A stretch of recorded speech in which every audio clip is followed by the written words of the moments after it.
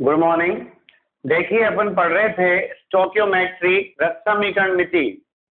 तो रस समीकरण मिति की अपन बात करें तो कैसे आएगा और कैसे नहीं आएगा वो देखिएगा। तो अपन कह रहे हैं calculate the amount of water produce by the combustion of 16 gram methane. आप क्या कर रहे हैं, मिथेन का कंब्यूशन कर रहे हैं। क्या कर रहे हैं आप, मिथेन का कंब्यूशन कर रहे हैं। तो मिथेन क्या है आपका, CH4 है। इसका कंब्यूशन कर रहे हैं तो आपने O2 ले लिया। क्या ले लिया आपने, O2 ले लिया। और O2 ले लिया तो कंब्यूशन पे क्या बनेगा, जब भी किसी हाइड्रोकार्बन का आप कंब्यूशन करते हैं तो दो ही कंपाउंड बनते हैं, कार्बन डाइऑक्साइड एंड वाटर। तो यहाँ पर CO2 बनेगा और H2O बनेगा। कार्बन डाइऑक्साइड तो कितना बनेगा, जितना यहाँ कार्बन है उतना कार्बन डाइऑक्साइड बनेगा। और वाटर कितना बनेगा, जितना हाइड्रोजन है उसका आधा। तो 4 हाइड्रोजन है उसका आधा 2 बनेगा। ऑक्सीजन कितना है, 4, 2 तो ये रहे और 2 ये रहे, 4 ऑक्सीजन हो गए। तो 4 ऑक्सीजन हो गए। तो आप क्या करेंगे यहाँ पे 2O2। अब आपसे क्या कह रखा है, आपको दे रखा है 16 ग्राम ये है। तो बताइए वाटर कितना बनेगा। तो ये क्वेश्चन तो डायरेक्ट ही हो गया भाई। जब मुझे ग्राम से ग्राम पूछा है तो मैं इन दोनों का ग्राम लिख लूँ ना भाई। CH4 गिवन है और H2O का पूछा है। तो अपन क्या करते थे, मॉलिक्यूलर मास लिखते थे। मॉलिक्यूलर मास लिखते थे, कितना होता है CH4 का 16 ग्राम हो गया, मल्टीप्लाई 1 से होगा तो इतना ही रहेगा। इसका मॉलिक्यूलर मास कितना हो गया, 2 × 18 ग्राम, दैट इज 36 ग्राम। तो ये ऑलरेडी आंसर ही आ गया। अब हम क्वेश्चन सोल्व करने की आवश्यकता ही नहीं पड़ी क्योंकि ये 16 ग्राम था और ये कितना था, 36 ग्राम। क्लियर।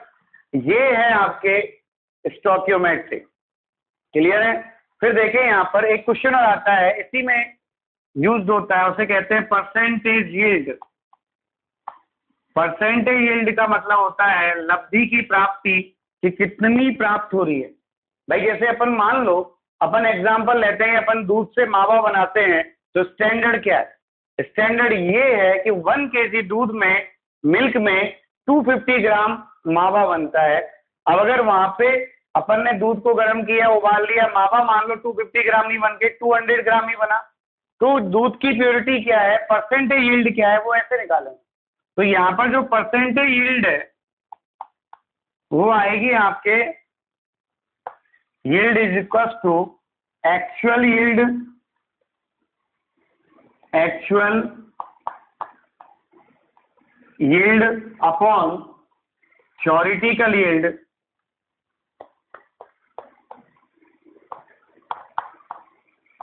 इंटू 100। तो देखो अभी आपने लिया था कि सर 1 किलो मावे से 1 किलो दूध से कितना मावा बनता है, कि सर 250 ग्राम, 250 ग्राम बनता है। तो वो तो होगी थ्योरेटिकल यील्ड। अब हमने प्रैक्टिकल करके देखा तो हमें मावा 250 ग्राम के प्लेस पर 200 ग्राम मिला, वो कहलाती है आपके एक्चुअल यील्ड। और जब हमें निकालना हो परसेंटेज यील्ड के भाई कितनी शुद्धता है या मुझे कितनी प्राप्ति हुई, तो वो प्राप्ति हुई कितनी परसेंट आई yield, actual yield upon theoretical yield into 100, ये कहलाती है आपके क्या, परसेंटेज यील्ड। Any confusion. अब हम इस क्वेश्चन को सॉल्व करते हैं, कैसे आएगा ये क्या कह रहा है, ये क्वेश्चन कह रहा है आपसे Si3N4 is made by direct कंबाइनेशन of silicon and nitrogen. तो जैसे जैसे ये कह रहा है वैसे वैसे रिएक्शन बनाते जाओ। सिलिकॉन और नाइट्रोजन कंबाइन कर रहे हैं और Si3N4 बना रहे हैं। उसको बैलेंस किया, 3 हो गया और ये 2 हो गया। अब ये क्या कह रहा है, how much silicon must react with nitrogen to prepare 140 gram of Si3N4, yield of reaction is 75%। मतलब हमें ऑक्टेन जो 100% होती है उसके प्लेस पर 75% ही ऑक्टेन हो, मतलब जो सिलिकॉन है वो केवल 75% ही रिएक्ट कर रहा हो। तो कितना चाहिएगा इसके 140 को ऑक्टेन करने के लिए। तो यहाँ पर देखो ये दे रखा और ये पूछा है, सॉरी ये दे रखा और ये पूछा है, दोनों का मास निकले 3 × 28 ग्राम और ये कितना हो गया 140 ग्राम। तो यहाँ पर ये तो हो गया 84 ग्राम। तो 84 ग्राम तो जब आता है जब 100% प्योर होता सिलिकॉन। क्लियर। बट यहाँ पे सिलिकॉन कितना परसेंट रिएक्ट कर रहा है, 75% रिएक्ट कर रहा है। क्लियर। मतलब 75% ही प्रोडक्ट में कन्वर्ट हो रहा है। तो आप यहाँ पर इसका 100% निकाल लो ना भाई इसको अगर मान लो 75 ही रिएक्ट कर रहा होता है तो कितने लेता है इसको। तो आप यहाँ देखिएगा 84 जो है उसको आप 100 में बदल लो 75 के हिसाब से, तो आप क्या करोगे, आप करोगे मास ऑफ सिलिकॉन कितना आएगा, reacted mass of silicon reacted कितना आएगा, आप देखिए 84 जो है वो 75% प्योर है, अब मुझे तो 100% में कन्वर्ट करना है ना, कितना आ गया, ये 4 टाइम और ये 3 टाइम, तो यहाँ पे कितना हो गया 4, 16 का 6 हासिल 1 और 32 और 1 33 डिवाइड बाई 3 कितना हो गया 112 ग्राम। क्लियर।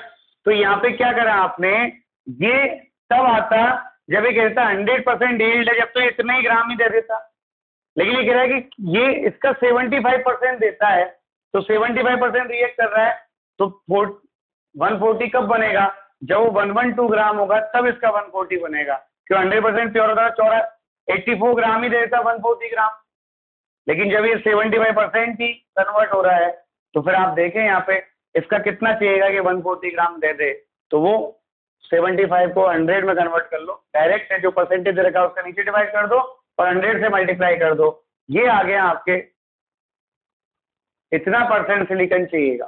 क्लियर। और एग्जांपल करें अपन मोल का, मतलब स्टोइकियोमेट्री का, तो क्या कहता है एग्जांपल वो देखिएगा, है ना। और क्वेश्चन करें तो वो क्या कहता है क्वेश्चन, वो देखिएगा।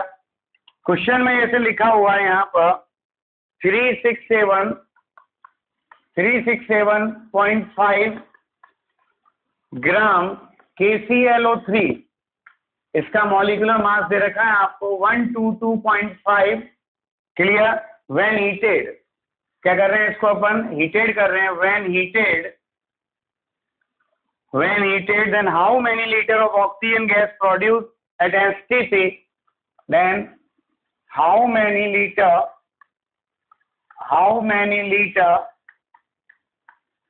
of oxygen gas produced at STP, ये पूछा उसने। तो आप पहले KClO3 को कंप्यूट कर दीजिए, हीट कर दीजिए इसको, जब हीटेड करेंगे तो इसका डिकम्पोजिशन होगा, थर्मल डिकम्पोजिशन क्या होगा वो देखिएगा। जब ये KClO3 को मैंने हीट किया तो ये कन्वर्ट होगा किसमें, KCl में और O3 में।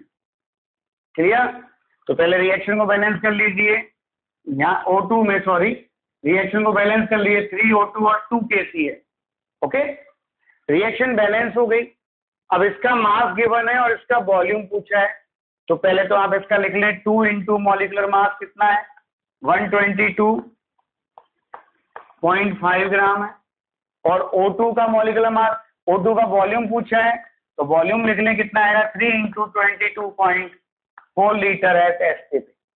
तो आपसे O2 का वॉल्यूम पूछा है तो आप क्या करेंगे, volume of oxygen at STP upon क्या गिवन है, मास गिवन है, तो मास ऑफ KClO3, क्या फॉर्मूला बनेगा, volume of oxygen at STP कितना आएगा 3 into 22.4 upon mass of KClO3 कितना आएगा 2 इंटू 122.5, ये लीटर में है और ये ग्राम में। आपको ये गिवन है KClO3 का मास कितना 367.5 ग्राम, तो वैल्यू पुट कर दीजिए यहाँ पर, और यहाँ पर जब आप वैल्यू पुट करेंगे तो volume of O2 at STP upon mass of KClO3 कितना है 367.5, रख दिया यहाँ पर, ये ग्राम में है, बराबर 3 इंटू 22.4 अपॉन 2 इंटू 122.5, ये ग्राम और ये लीटर, ग्राम से ग्राम तो कैंसिल हो गया, 122.5 से ये जाएगा 3 टाइम। क्लियर। और 2 से गया 11.2 टाइम, तो यहाँ पे क्या बचेगा, volume of O2 at STP कितना आएगा, देखिएगा आप, इस 3 को उधर ले जाए तो 9 बन जाएगा ये, तो 9 से मल्टीप्लाई करेंगे, 9 इंटू 11.2 कितना हो गया, 9 इंटू 2 18, 8 1 बचा, 9 और 1 10, 1 बचा, 9 और 1 10 हो गया, तो ये होगा 100.8 लीटर ऑक्सीजन आएगी एट एचसीपी, मतलब एचसीपी पर कितनी ऑक्सीजन बनेगी आपके 100.8 लीटर। कितनी बनेगी? 100.8 लीटर बनेगी। कोई कंफ्यूजन? चलिए फिर और देखिए अपन यहाँ पर क्वेश्चन करना आया है।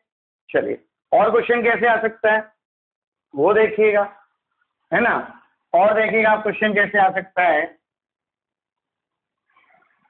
इसी रिएक्शन का एक और क्वेश्चन ले लें। आपको ये कह रहा है कि सर 67.5 ग्राम KClO3 जिसका मॉलिक्यूलर मास ये है when heated how many gram of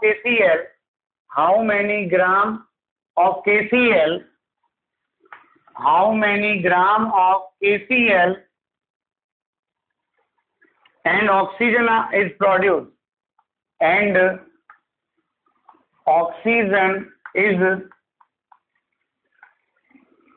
produced कितने ग्राम KCl बनेगा और कितने ग्राम ऑक्सीजन बनेगा।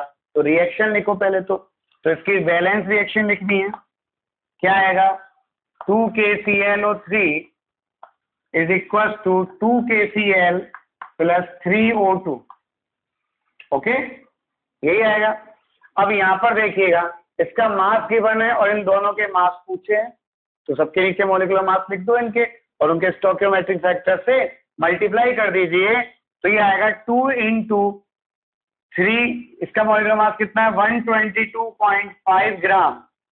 इसका कितना होगा? K का 39 होता है, Cl का 35.5 होता है, तो 5 14 1 6 और 1 7, तो ये हो जाएगा 2 इंटू 74.5 ग्राम।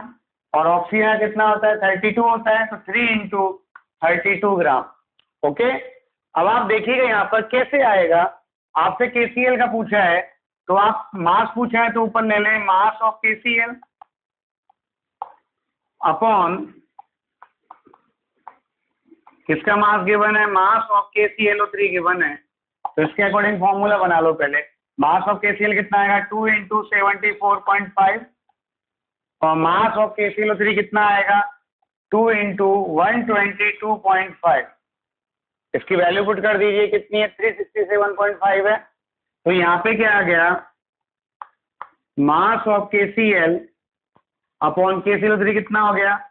367.5 ग्राम गिवन है, सारे ग्राम में हो तो यहाँ पे कितना है? 2 इंटू 74.5 और यहाँ पे आ गया 2 इंटू 122.5।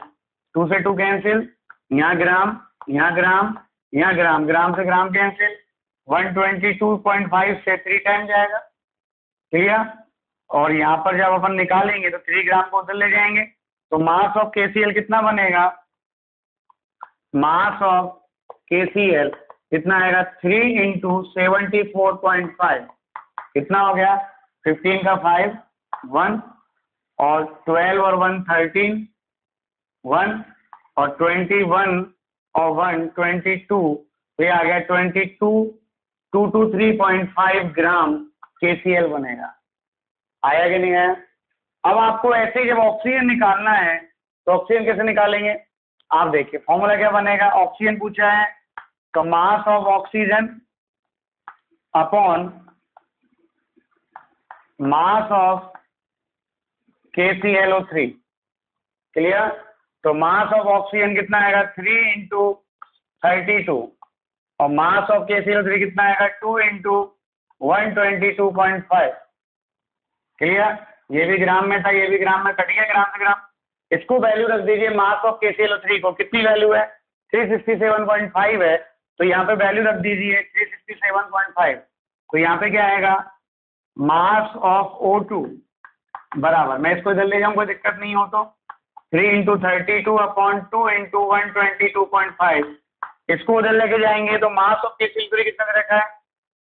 मल्टीप्लाई हो जाएगा यहाँ पे 367.5 से, इससे कट गए 3 बार। क्लियर?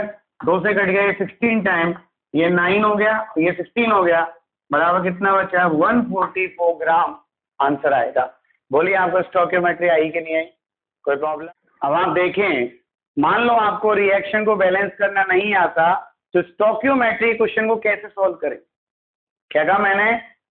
जब आप रिएक्शन को बैलेंस नहीं कर पाएंगे तो स्टोइकियोमेट्री के क्वेश्चन को हम कैसे सॉल्व करेंगे वो देखिएगा। तो उसको सॉल्व करने का तरीका है, POAC कहते हैं इसको, और इसे बोलते हैं अपन प्रिंसिपल ऑफ एटम कंजर्वेशन।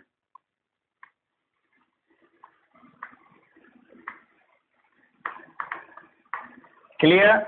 मतलब आपने डाल्टन लॉ में कहा था एटम नाइदर बी क्रिएटेड और nor be destroy.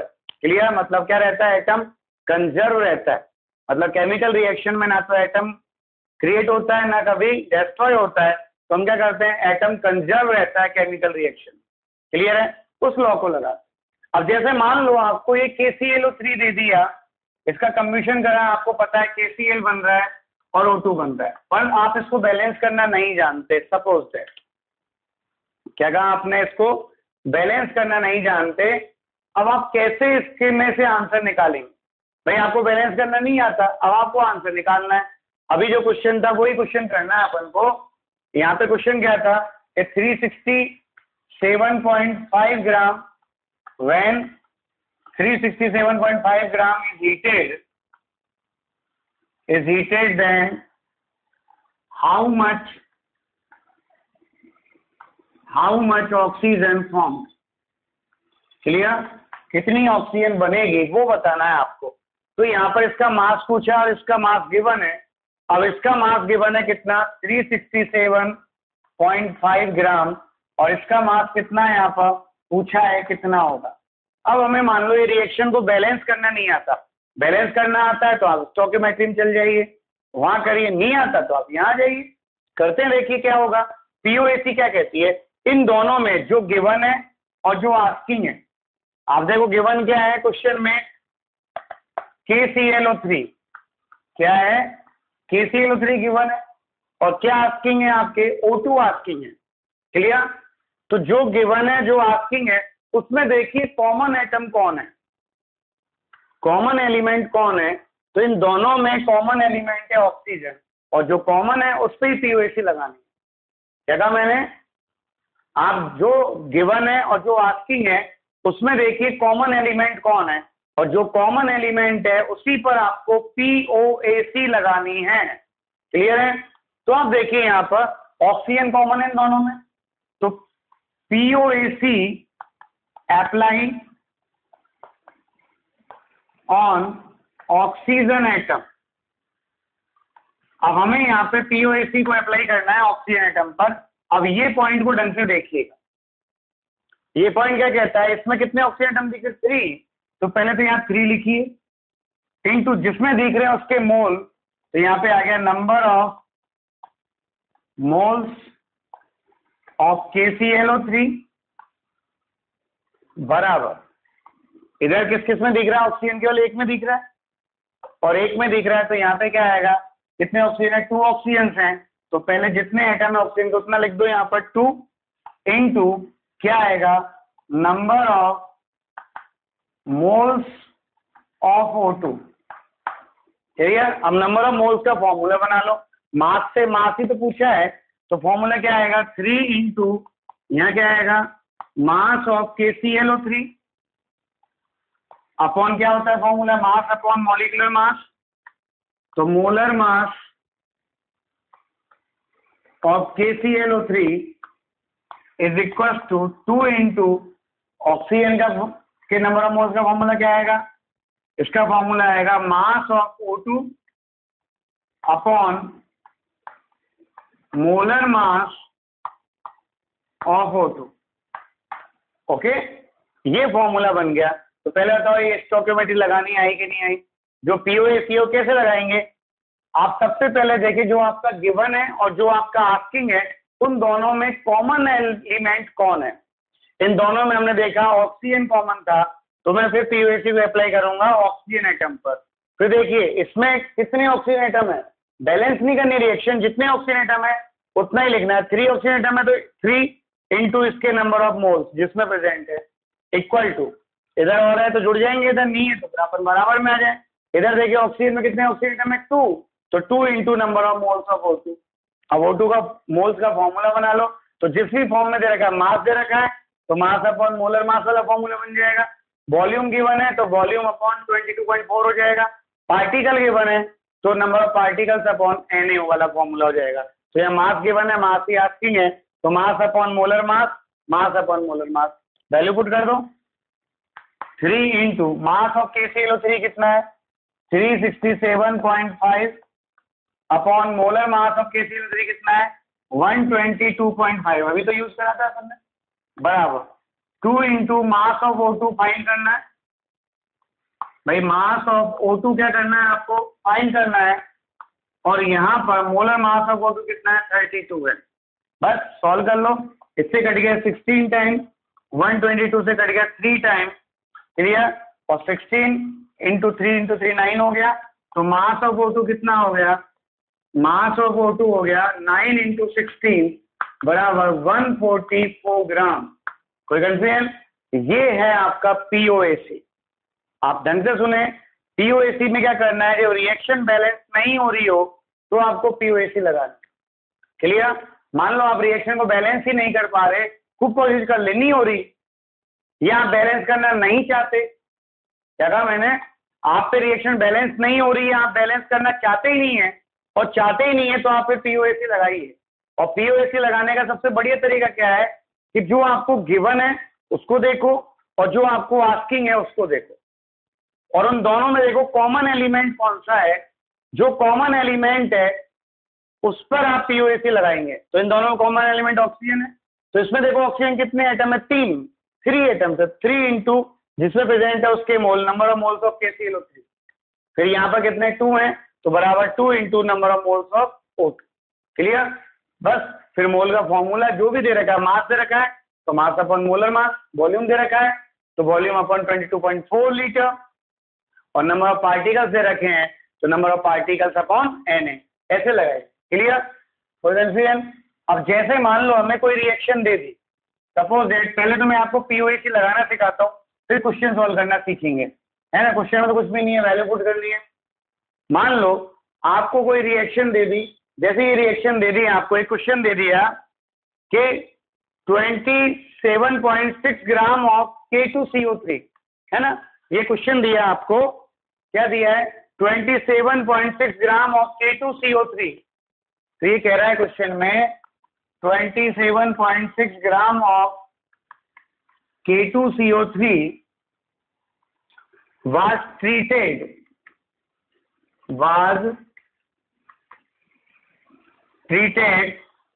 by a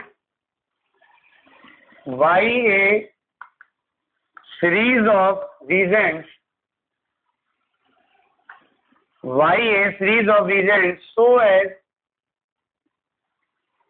so as to convert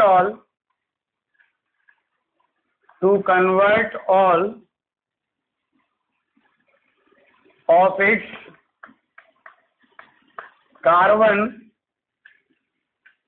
to K2Zn3FeCN6 or Hol 2. Calculate the weight of product. क्या कैलकुलेट करना है आपको, वेट ऑफ प्रोडक्ट। आपको गिवन है मॉलिक्यूलर वेट K2CO3 का तो गिवन कर रखा है 138, और आपको K2Zn3FeCN6 का कर रखा है 2 का, कर रखा है आपको 698। क्लियर? ये आपको गिवन है। क्लियर? अब आप देखिए क्या कह रहा है क्वेश्चन, पढ़िए। क्वेश्चन कह रहा है आपके 27.6 gram of K2CO3 was treated by a series of reagents, मतलब सीरीज ऑफ रिएजेंट से ट्रीट करता है, पर हमें रिएजेंट्स नहीं दे रखे, किस किस से ट्रीट कर रहा है, किस किस से रिएक्ट कर रहा है, वो दे रखा है क्या, नहीं दे रखा। और नहीं दे रखा तो आप रिएक्शन लिख ही नहीं सकते, रिएक्शन बैलेंस होगी नहीं, क्यों, जब तक किससे रिएक्शन कर रहा है वो नहीं दे रखा तो मैं रिएक्शन कैसे लिखूंगा। और जब मुझे रिएक्शन लिखना नहीं आता तो अपन क्या लगाएंगे, वे POAC लगाएंगे। तो वे क्या कह रहा है, so as convert all of its carbon, मतलब इसके जितने भी कार्बन है वो इसमें कन्वर्ट हो गए। तो कार्बन कार्बन में कन्वर्ट हो गए, इसमें कन्वर्ट हो गए, तो पीओएसी किस पे लगाएंगे? जो कन्वर्ट हो गया उस पे लगाएंगे, मतलब कार्बन पर लगाएंगे। तो आपके पास देखो क्या था, स्टार्टिंग K2COC3 से थी और खत्म किस पे करना है आपको? K2ZN3 FeCN का होल 6 होल 2 पे खत्म करना है। और यहाँ पे क्या कर रहे हैं अपन? सेवरल रीजेंट्स ले रहे हैं, बहुत सारी क्रियाएं करा रहे हैं इसके, ठीक है ना, डैश डैश डैश चल रही हैं अभी क्रियाएं, और ये फाइनल प्रोडक्ट बन रहा है। तो ये कह रहा है कि अगर मेरे पास ये 27.6 ग्राम है तो ये बताइए कितना ग्राम होगा। अब बेटा यदि बैलेंस इक्वेशन होती तब तो मैं स्टोइकियोमेट्री लगा देता, क्लियर। लेकिन यहाँ रिएक्शन बैलेंस नहीं है, मैं बैलेंस कर ही नहीं सकता। क्यों? क्योंकि सेवरल रीजेंट्स बोल दिया उसने, लेकिन ये नहीं कहा रीजेंट कौन सा है। और जब ऐसा है आप रिएक्शन को बैलेंस नहीं कर पाए, then you apply the POAC. क्या अप्लाई करेंगे आप? पीओएसी को अप्लाई करिए। और पीओएसी किस पर? वो कह रहा है ऑल ऑफ इट कार्बन, मतलब इसमें जितने भी कार्बन है वो इसमें कन्वर्ट हो गए। तो जो कन्वर्ट हो गया उसी की तो बात करेंगे ना भाई। तो मतलब इसमें जितने कार्बन थे भाई, पोटेशियम था, O3 था, ऑक्सीजन था, वो तो बीच में प्रोडक्ट बना रहा है, कोई ना कोई प्रोडक्ट में कन्वर्ट हो रहे हैं। लेकिन यहाँ जितने कार्बन थे वो पूरे ही पूरे इस प्रोडक्ट में आ गए, ये कह रहा है। तो इन दोनों में कंजर्व क्या रखा अपन ने? कार्बन। और जब कार्बन को कंजर्व रखा तो पीओएसी किस पर लगेगी? कार्बन पर। आप देखो कैसे लगाते हैं POAC. POAC on carbon atom लगाइए आप, क्या कहेगा आपसे? पीओएसी ऑन कार्बन एटम, वो देखिएगा। इसमें कार्बन कितना दिख रहा है? गिवन में 1 कार्बन है तो 1 लिखेंगे, इनटू किसमें दिख रहा है? इसमें। तो यहाँ आएगा number of moles of K2CO3 equal to, इसमें कितने कार्बन दिख रहे हैं? देखो 6 तो ये रहे और 2 से गुना हो रहा है, 6 इंटू 2 12 कार्बन है, और 12 कार्बन है तो यहाँ पे आएगा 12 into number of moles of K2ZN3 FeCN का होल 6 होल 2। आपको पता पड़ा ना कार्बन कितने हैं यहाँ पर? ये 6 कार्बन तो ये रहे, 6 के आगे बाहर 2 लग रहा है, तो 6 इंटू 2 12 कार्बन होंगे। तो मैंने यहाँ 12 से मल्टीप्लाई कर दिया, ओके। और 12 से मल्टीप्लाई किया तो number of moles of K2CO3 क्या आएगा? मास ऑफ K2CO3, भाई मास गिवन है तो मास वाला फॉर्मूला जाएगा मोल का upon molar mass, molecular weight of K2CO3, clear. फिर यहाँ पे अपन देखें 12 इंटू नंबर ऑफ मोल्स कैसे निकलेंगे? इसका मास ऑफ K2ZN3 FeCN का होल 6 होल 2, ये तो फाइंड करना है, अपॉन मॉलिक्यूलर वेट ऑफ, इसका मॉलिक्यूलर वेट लेना है आपको K2ZN3 FeCN का होल 6 होल 2, क्लियर। अब आप देखिए क्या क्या गिवन है, ये बनाना आया कि नहीं आया? कार्बन पे लगाना है, तो दोनों में देखो कार्बन क्या है, रिएक्टेंट में प्रोडक्ट में, बस इतना सा करना है। जितने कार्बन दिख रहे हैं उतने से उसके मोल को गुना करना है, वैल्यू पुट करनी है, आंसर आएगा। तो मास ऑफ K2CO3 कितना दे रखा है? 27.6 दे रखा है। मॉलिक्यूलर वेट ऑफ K2CO3 कितना दे रखा है? 138 दे गिवन है, क्लियर।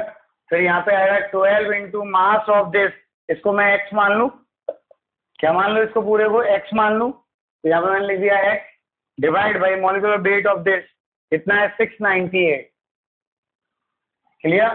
तो देखो पॉइंट हटाया, 138 से 10 टाइम और 138 से 2 टाइम और 2 से 6 टाइम, क्लियर। तो यहाँ पे x बराबर कितना हो गया?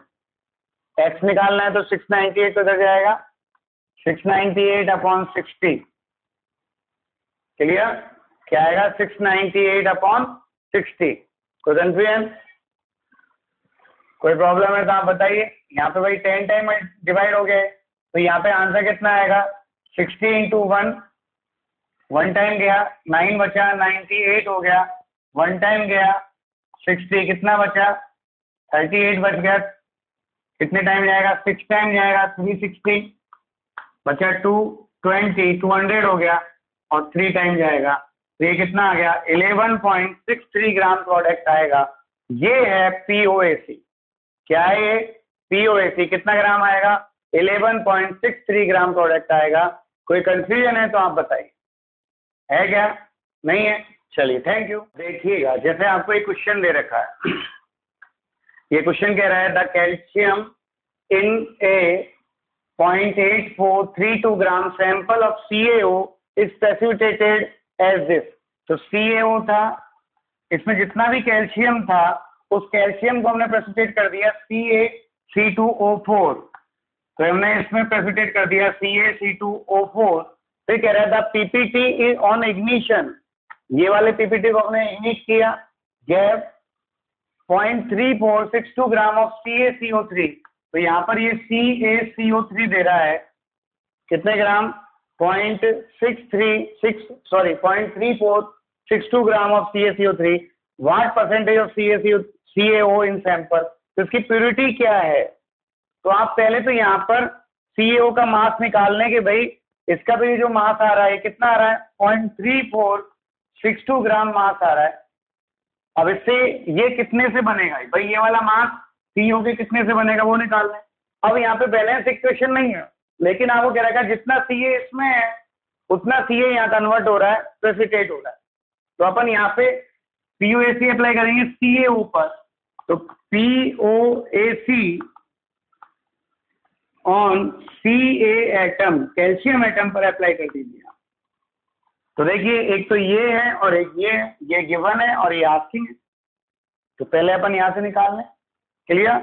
तो यहाँ पे Ca कितना दिख रहा है 1, तो 1 इंटू नंबर ऑफ, क्या लिखेंगे, मोल्स ऑफ CaO। फिर यहाँ कितना दिख रहा है Ca 1 दिख रहा है, तो 1 into number of moles of CaCO3। यहाँ पे हमें बैलेंस इक्वेशन लिख ही नहीं सकते ना, नहीं लिख सकते तो अपन ऐसे कर रहे हैं, क्लियर? जो गिवन है और जो आस्किंग है उसमें देख लो कौन सा आइटम कॉमन था। तो अपन को यहाँ पे कह दिया इसमें कैल्शियम जो है वो कन्वर्ट हो रहा है, तो अपन कैल्शियम को रख लिया, क्लियर? और रख लिया तो यहाँ पे number of moles of CaO के मोल्स कितने आएंगे वो देखिएगा आप, mass of CaO upon molecular weight या molecular mass of CaO equal to क्या आएगा, mass of CaCO3 upon molecular weight of CaCO3, clear? अब आप देखो ये तो फाइंड करना है CaO का मास, क्यों? ये गिवन है, पर इससे प्योर निकालना है ना, पर प्योर कितना प्राप्त था उसमें, ये तो टोटल मास है, अब इसमें प्योर कितना था CaO वो निकालना है। तो वो यहाँ देखिए मास ऑफ CaO कितना आएगा, ये तो फाइंड करना है, मास ऑफ CaO बराबर मास ऑफ CaO, ये इधर मल्टीप्लाई हो जाएगा, तो मास ऑफ CaCO3 कितना दे रखा है 0.3462 upon molecular mass of CaCO3 कितना होता है 100 होता है, into molecular mass of CaO 40 और 16 56 हो गया। कितना हो गया भाई 56 हो गया। इनको मल्टीप्लाई किया तो आप देखो इसको 56 से मल्टीप्लाई करेंगे कितना हो गया 12 का 2 1 16 36 और 1 37 3 और यहाँ पे हो गया कितना 24 और 3 27 2 और 18 और 2 20, क्लियर? तो 2.6 अपॉन 100 सॉरी इंटू 5 से मल्टीप्लाई करना है, 0 1 आया, ये कितना हो गया 30 और 1 31 हो गया, 3 हो गया यहाँ पर, और यहाँ हो गया 20 23 हो गया, तो यहाँ 2 बच गया और यहाँ 15 और 2 17 हो गया, क्लियर? कितना आएगा 27839 3 हो गया 193872 अपॉन 100 ऊपर कितना दे कितना आएगा 0.93872। ये ग्राम तो इसमें प्योर है, तो टोटल तो इतना गिवन है, उसमें प्योरिटी इतनी है, तो परसेंटेज यील्ड कितनी होगी, परसेंटेज यील्ड कितनी आई है, एक्चुअल यील्ड कितनी है 193872 है, और गिवन कितनी है आपको, गिवन इतना दे रखा है 80.84 32 into 100, क्लियर? तो अप्रोक्सीमेटली 23% आएगा। कितना परसेंट आएगा? 23% आएगा। कोई कंफ्यूजन?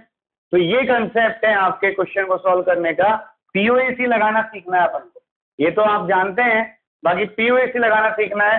तो यहाँ पर जितना कैल्शियम है वो यहाँ पर था, अब ये तो इम्प्योर सैंपल है, तो इससे पहले प्योर निकाल लेंगे भाई। CaCO3 से प्योर कितना था? CaO। अब इसमें केवल इतना प्योर था, क्लियर? आंसर निकाल लेंगे। कोई कंफ्यूजन है तो आप बताइए। क्लियर?